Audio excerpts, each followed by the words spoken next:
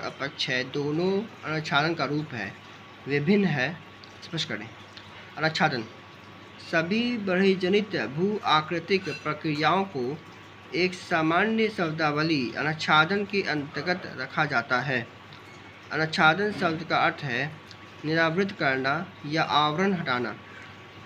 अपक्षय बृहत क्षरण, संचालन, अपर्दन, परिवहन आदि सभी इसमें सम्मिलित किए जाते हैं। भूपटल की भू आकृतियों के अपक्षय तथा अपर्दन की प्रक्रियाओं द्वारा लाए गए परिवर्तन को अनाच्छादन कहते हैं। अपक्षय में केवल स्थैतिक क्रिया तथा अपर्दन में गतिशील प्रक्रिया होती है।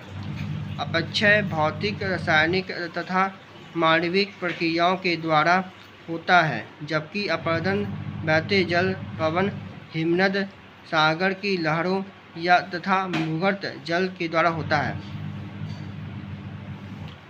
अपक्षय और अपर्दन में अंतर।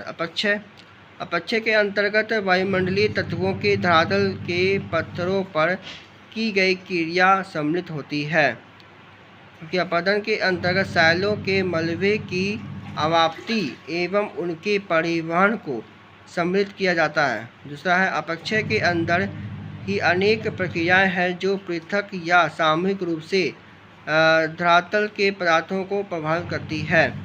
देखिए, अपर्दन पिंडाकार शैलों जब अपक्षय एवं अन्य क्रियाओं के कारण छोटे छोटे टुकड़ों में टूटती है तो अपर्दन के भू आकृतिक कारक जैसे कि प्रवाहित जल, भौम जल, हिमानी वायु, लहरें, धाराएं उनको एक स्थान से हटाकर दूसरे स्थान में ले जाती हैं, जो कि इन कारकों के तत्त्वात्मक स्वरूप का निर्भर करता है। तीसरा पॉइंट है अपक्षय में कोई चट्टान अपना स्थान बदले बिना क्षयित होता है, जबकि अपर्दन के कारण जो है चट्टानों का या चट्टान के कण अपने मूल स्थानों से दूर चले जाकर किसी अन्य स्थान में जमा हो जाते हैं।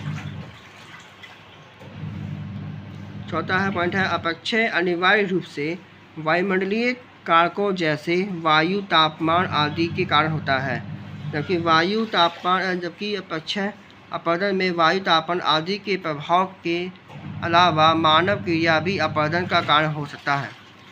पांचवा पॉइंट है अपक्षय जैविक कारकों से प्रभावित होता है, जैसे पौधों, जानवरों, रोगाणुओं द्वारा चट्टान की कमजोर होना और बाद में विघटन, जबकि अपर्दन जैविक कारक अपर्दन प्रक्रिया को जो है विशेष रूप से प्रभावित नहीं करता है। छठा पॉइंट है उदाहरण।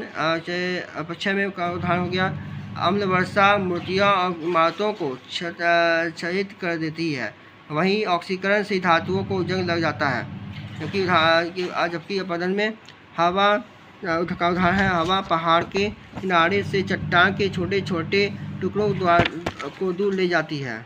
इस प्रकार अपक्षय और अपर्दन पृथ्वी की सतह को विभिन्न कारणों के जरिए अलग अलग जगहों पर नुकसान पहुँचाती है।